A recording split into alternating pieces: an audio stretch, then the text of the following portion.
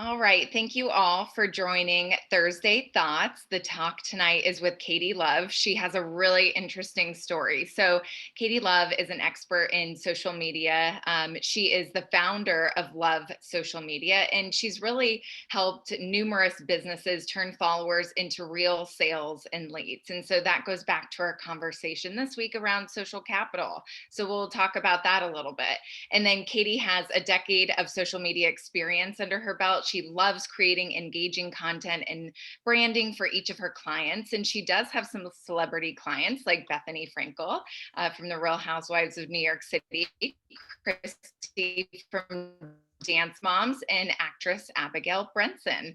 And so Katie has a background in TV, similar to my background. So it's really great to hear that dynamic of how you switch careers as well. So I'm sure you guys will be asking questions about that. But Katie, just go ahead and introduce yourself. Tell us who you are, what you do, and a little bit about your background. You have some interesting internships that you're involved in too. Oh, yes. Yeah. So pretty much from age 15 on, I was like, I want to be an on-air reporter. My dream, I was super focused all through college. I interned at the Today Show, but I did the political side. So you could choose to go to New York or go to Washington, D.C. And at the time, I was really interested in politics. So I worked with Chuck Todd and Savannah Guthrie, who was actually in the DC bureau at the time, and learned a lot about the pace of news. I will say network news and local news are totally different. Then I interned for the South Florida Today Show in Miami and two Dallas TV stations as well. So had a ton of experience. And about 2 days after I graduated from college, I was working in the middle of Missouri, Springfield, Missouri. And about a week later, an EF5 tornado hit the town next to us and killed over 200 people, totally wiped out the hospitals, the schools, grocery shop. I mean, it was really a first experience into news and breaking news and how to be on top of it. And so much of that was communicating through Twitter and Facebook. Instagram maybe wasn't as popular at the time.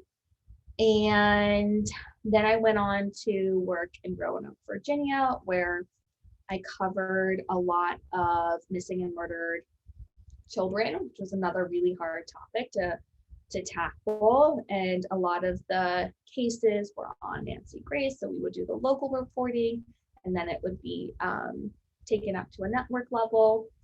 And then went to Columbus, Ohio, where I covered the 2016 presidential election.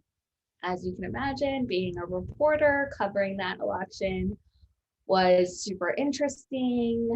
I will say one time at a Trump rally, he asked the entire crowd, was probably like 12 to 1500 people, to turn around and give us the middle finger.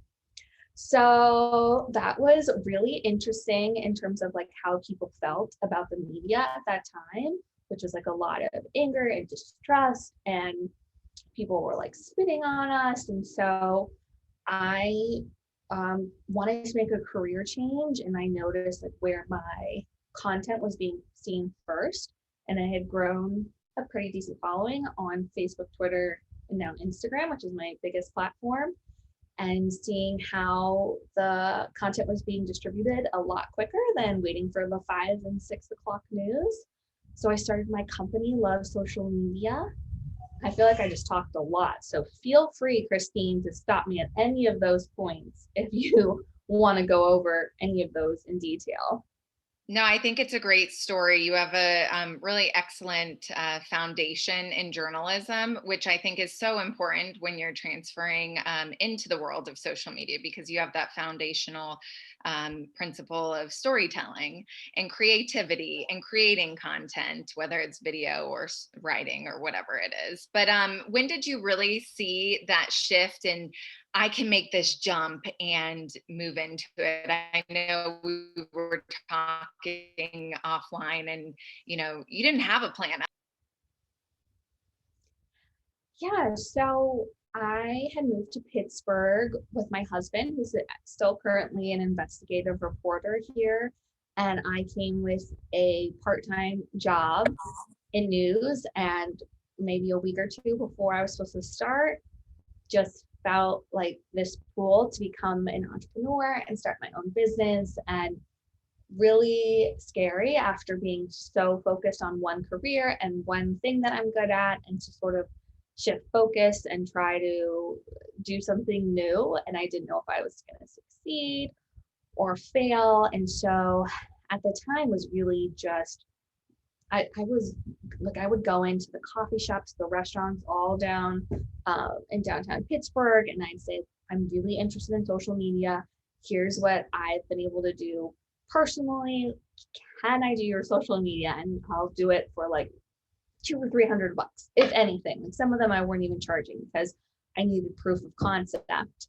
So at the beginning of my business 4 years ago, it was trying to figure out what was needed and where there was a gap in the industry.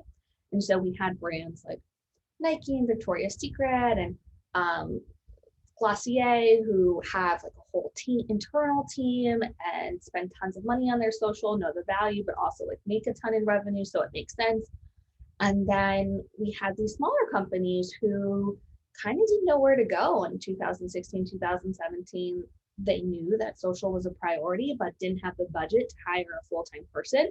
And that's kind of where I found my niche, was calling myself like outsource a social media expert who learns all about your brand and your vision. And I commonly get questions about, well, how are you going to communicate? How are you going to be someone who knows, like, by the way, I have like products all over my desk, but like, here's one of them. This is a 24-year-old who invented this makeup case. It's called Miss Swiss. Okay. And it's really amazing. It's a new invention, but as someone who's not a beauty blogger, trying to learn the voice and who's in the space, and you just, in social media, you just become an expert at every little thing. And I think depending on what people in your class are interested in, that would be more agency life, where you're working on multiple projects and multiple clients. And then sometimes if you just work for one specific brand or company, you're just really immersing yourself in everything there is to know about them. And for you, when you were creating your business, how did you market yourself and your business differently to gain that traction in the beginning without a business plan, without clients at the time? That really, leapfrogged you to the next point in Yeah, absolutely. So I basically used myself as a case study. I poured a lot of time, particularly into my Instagram page. I branded myself. You know, if you can see my background, I am pretty branded on every call. My phone case, pop socket, love social media, got it on my computer. And I didn't know much about branding, but I knew that I wanted to have a really solid presence. And at the time, I was like, yay, get to grow my hair past my shoulders. And actually, like the first month I was out of news, I dyed the end of my blonde hair pink because I was so like, I could do whatever I want. But I really leaned into it. So even in Pittsburgh, I've had someone come up to me and be like, oh, you're the pink girl from Instagram. I'm like, that is me. And people were taking pictures on trips if they saw a pink car or a pink restaurant. I'm like, this is so you. This reminds me of you. And that kind of brand recognition is exactly what businesses and brands are looking for. So I started to build some credibility with the way I was marketing myself, and started to provide value. Like one of the things we're kind of getting away from right now is like everyone's posting, well, in quarantine, it's a little bit not as often, but pretty pictures and pretty filters. And it's like, okay, that's great, but what kind of value are you providing to people? So I started doing social media tips. I started interviewing small businesses, putting together like small packages of what I had done in reporting, highlighting them, and just doing everything I could to try to get myself off the ground. Yeah, and portraying yourself as more authentic on social media. So I think that's a good segue into the next question is we're learning about social capital this week. So on social media, many people are in pursuit of these large number of connections, whether that's followers on Instagram or likes on Facebook. And, that's really a big mistake when it comes to social capital, because you can buy your followers now, but what cost is that providing the business? And so, do your followers trust you? Are they going to stick around and engage with your content? So, you had a really good saying that one follower doesn't equal a dollar. So, what's your view on this? Yeah, so I'm at a point in my business where I'm mostly dealing with inquiries and leads, and so um, I am often getting the question like, oh, well, how do I go viral? How do I get 1 million followers? I'm like, well, you're actually asking the wrong question, which is it should be how do I build brand recognition? How do I get my customers to buy and then buy again? Brand loyalty, and how do I transfer all this, everything we're doing on social media to turn into profits? And this kind of vanity number of followers and likes kind of gets, I mean, I get caught up in it sometimes, and brands and businesses do too. And so the kind of trap a lot of them are falling into, and we've had this problem. We've had businesses come to us, they've purchased followers in the past. And so let's say they have 20K followers, and then we start posting our content and they're getting 5 or 6 likes. And then we know something's off because it's just not equivalent to the number of followers they have. And so then we ask and they say, oh yeah, at one point we brought followers. It's like, well, then you're starting at zero for engagement, because the people that are on your page don't care about your business and don't care about your product. And so now we're just climbing this uphill battle because we have no way to measure who is actually interested in your business. So I think that the followers can be a measurement of success, but it's not the most important. I definitely agree with that statement. So, give me an example of a client. What did they do on social before? And then what do they do now that they've hired your company to help them? Yeah. Okay. So let's talk about Miss Swiss because I have the products here. So here is the page before us. They actually paid a, you know, decent photographer to take these photos and try to come up with, a semblance of a brand. And then I'm looking at this, and then I get on the phone with Ashley, the owner, who says, I love everything about Love Social Media and your brand and your lightness and your color. And I'm like, well, that is not coming across on this page right now. So I'll take a look at what we've done. Here's an example of the content that we're curating. We're used because the ideal customer is a little bit younger. We really utilize TikTok and Reels to show off our product.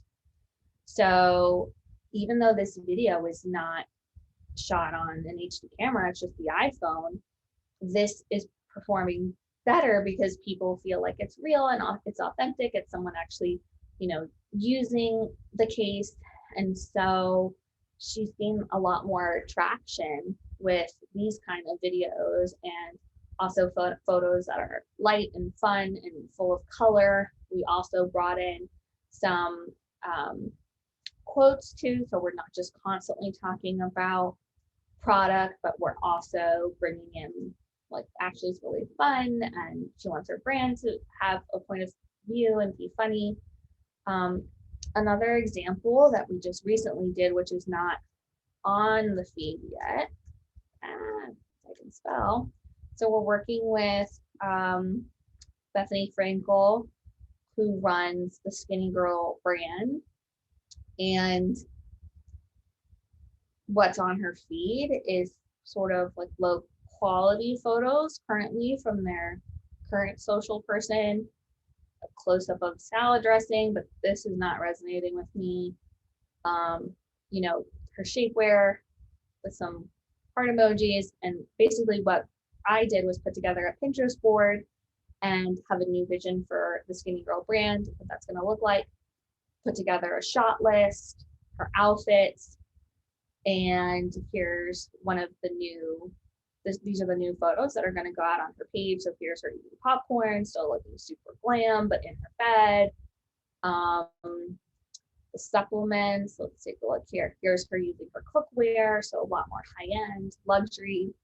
These photos are telling, you know, a story, and it's not just a close-up of the cookware, it's actually being in use, and Bethany's using it, and she's obviously the face of the brand, and people want to see her using her products.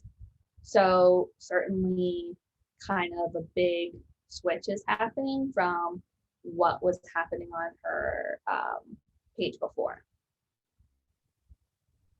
So let's talk about celebrities now, since you do have some high profile celebrities, and some classmates are really interested in that. So what's different about working on celebrity social media strategy versus a business or a brand? Yeah, well, you have to appeal to more people, and oftentimes these celebrities have so much going on. You know, Bethany's a great example. She's launching a TV show on HBO Max in April. She has shapewear. She has salad dressings and cookware. And so it's so multifaceted. Her life is so multifaceted. And it's not like Miss Swiss, where I know my job and my only job is to make sure that people are buying this makeup case, right? So it's actually a lot more straightforward to work with a business or a brand versus the celebrity. Also, there's just an insane amount of like insane people who are constantly DMing and commenting and criticizing. And so keeping up with community engagement, which is part of our job at Love Social Media, is to make sure that fans and customers are feeling heard and that you're responding to comments, is just a lot more challenging on a celebrity's page. I mean, sometimes you just can't get to them all. There's thousands and thousands. And so that's certainly different. Actually, Bethany has her comments turned off because it's just too much. She has them turned off on stories, not her posts. We have a dance mom, Christy, who she has tried to, you know, it's like this transition from, she was on reality TV on TLC, and now she's trying to do a online membership. She's doing like to know it, selling clothing, Amazon finds, and so just trying to figure out the best way to connect with their audience, so it's a little different. And then we also have a few celebrities who they're not selling anything, but basically themselves. And so Emma Kenny, who, if you watch Shameless, she's Debbie, she's on the Connors. And we work with her to partner with brands that she's passionate about. She loves skincare, she loves her animals. And so finding brands that would make sense, that are already like part of her daily life, to connect her with. But of course, it's a paid sponsorship, and then my company takes 15% of that. You have great segues to these questions, because in 4 years, I'm so impressed by this number, and I'm sure everyone else will be. You've grown from 32,000 in revenue your first year to $500,000 now in your fourth year. You have 2 part-time staff members, 4 full-time, 2 interns, and you're actively hiring. So what advice do you have for students who are looking to go into social media marketing? And, you know, you're on the agency side, as you said. Sure. So I think that there's kind of 2 different things happening here, which is like, one is to be an entrepreneur and to have the amount of money you make being limitless. Like, there's no ceiling for me. The more I work, the more I make. But also, you don't make anything if you don't work. And so there's that aspect, which has really allowed me to like expand my income incredibly. My first job in Joplin, Missouri, I made 20 grand as a reporter, not as glamorous as many people may see. And so that's one aspect, like as an at an agency level, in terms of making money. I think it's about the climbing the ladder, being organized. I have learned a lot from hiring and being having people work for me and not work for me, and actually especially people right out of school. That there's a couple things that I'm always looking for, and number one, probably like above anything else, is responsiveness and communication. I will take someone who knows nothing about social, but who is answering my emails in a timely manner, cares. You can just tell that they're putting a lot of thought and effort into their work. It just really goes a long way. I have someone who, I have people in my company who are anywhere from like 22 to in their 30s, but my 24-year-old is making the most money because she is on it. I mean, if I need something, she's there. She doesn't have kids, doesn't have a family, but like she just wants to make money and work hard. And so it's been really easy for her to climb the ladder. She actually was my intern, my very first intern when I started my business. She was working on campus, working an outside job, doing my internship. She graduated at 21, super go-getter, and she continues to do that in her job with me. And so she's just really been able to excel. And then I have people who just kind of like, I'm just here from 9 to 5, and this is not my whole life. And I do want a paycheck and I like what I do, but I'm not here to climb and grow and take on more responsibility. And that's okay too. It just depends on what your priorities are. Great advice.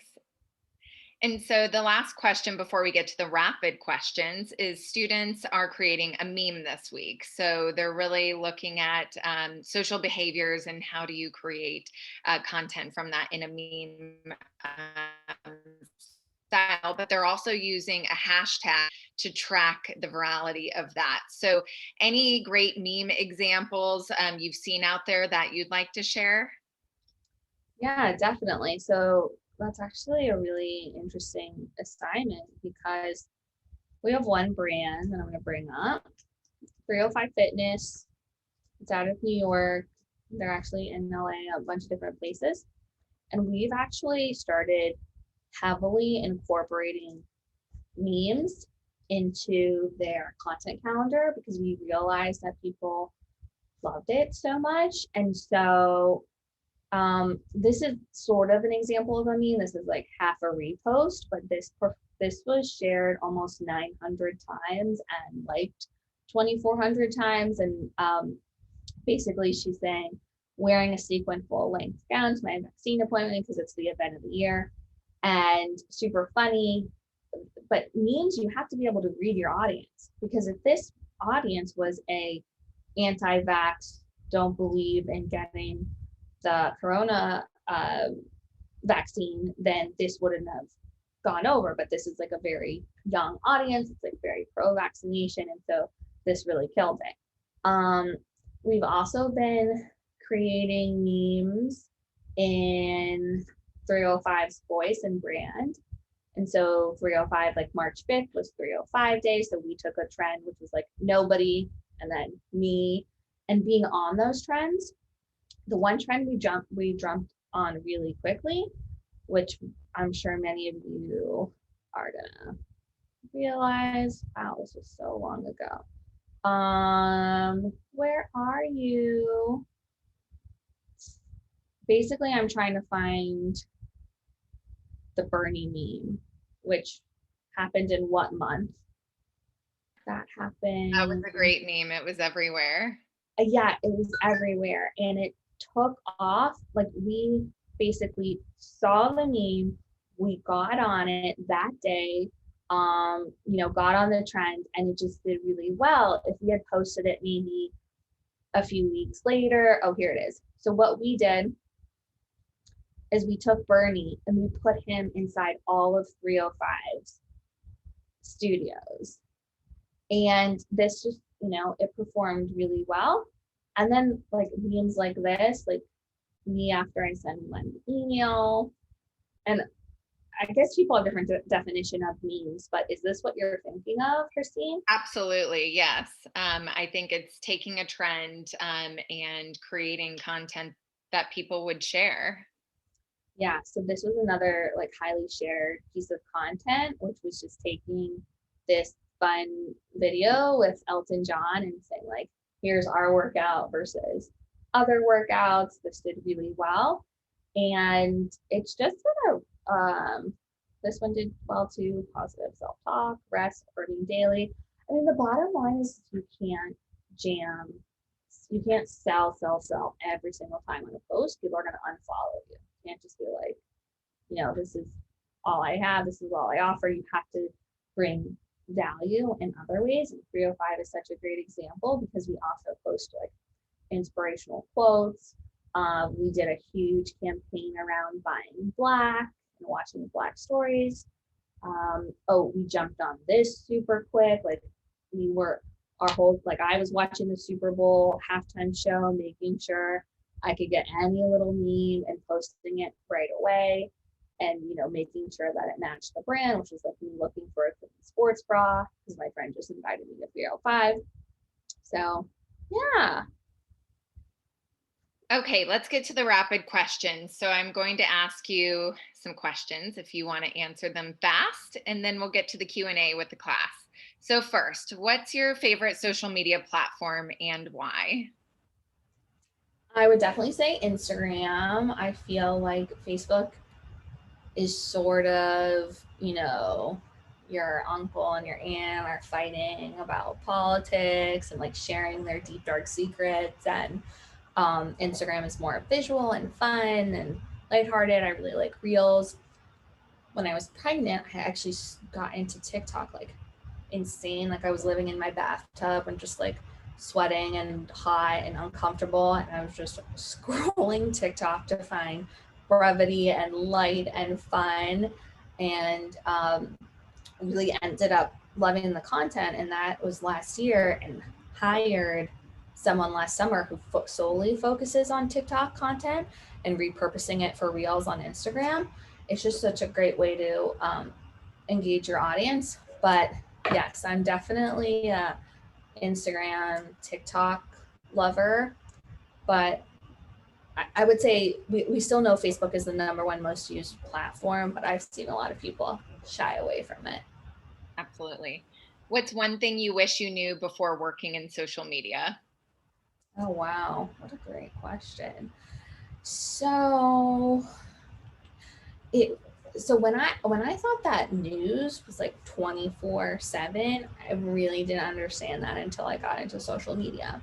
Because yes, the news desk could call me at all hours, but I have my work and my life like right here. Like it's very difficult. I see a notification for a client, I want to answer it.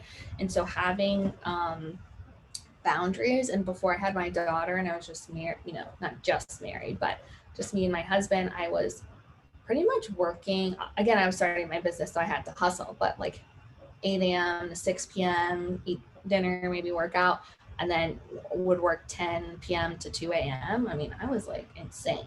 But it's because like my work is right here. It's not like, oh, I left it at the news station.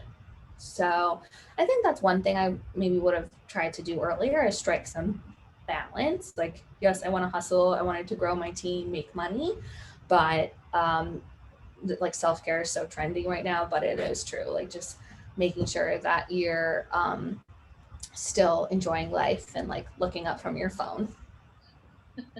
Absolutely. Since you do have celebrity clients, it doesn't have to be your celebrity client, but who is your favorite celebrity? Wow. I would say I love Amy Schumer on social. I just think she's hilarious. Chelsea Handler used to be my fave, and like Amy Schumer took over. She posts really funny stuff. She now has a son, so I feel like we're on the same like wavelength with life, but then also uses her voice to talk about things that matter to her. So she's a really good follow. I also, which is a little bit nerdy, like follow Sarah Blakely, who is the owner and founder of Spanx. And it's not because I'm like a Spanx lover, it's because I'm like obsessed with this woman who sewed Spanx in her basement with her mom and now is a billionaire. And you know, I just love following her journey online. It's really fun.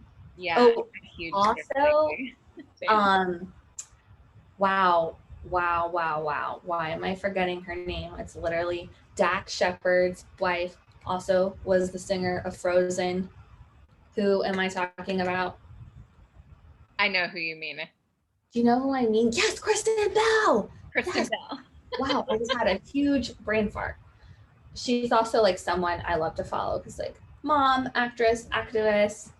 Thank you for that. And then last question, what new social media platform do you think will take off next? Yeah, so I think the big one everyone's talking about is Clubhouse. And I admit that I was like doing the whole I cannot deal with one more platform that my, you know, client wants to be on. And then I was invited to talk on a Clubhouse and I was like, this is actually kind of cool. There's not this you know, in Zooms, it's like very face to face, you're seeing versus just like consuming and listening, like almost like a podcast. But I haven't found, I mean, I did listen to, actually, this was helpful, which was really interesting. So my likes for Instagram went away once just for 24 hours. I was like, oh no, this is the future. We're not going to be able to see likes. And then I went on Clubhouse and they had a topic. These bloggers were talking about how the likes went away. What does that mean for businesses? What does it mean for influencers? And I was like in real time able to hear people's opinions and feedback. And I just, and not just, you're almost connecting with people a little bit more. I'm hearing their voices, especially during, you know, COVID where we're not like seeing people. So yeah, I would say that that's like my new fave. Yeah, I agree. I had a really interesting clubhouse with Bill Gates, and he had so many people in his clubhouse that they stood up other clubhouses to record the video with the people in the room. Wow. It was a fascinating conversation. And he prefers, out of any technology when it comes to games, Bridge, which you thought he would have said something like a gaming platform like Xbox, you know, but no, That's Bridge. He prefers just interesting. non-technology games and board games. All right, Katie, thank you so much for attending tonight, giving us some really great information about work in agency life when it comes to social media, as well as transitioning from journalism to social media and owning your own company. You are definitely a boss babe, so I love that.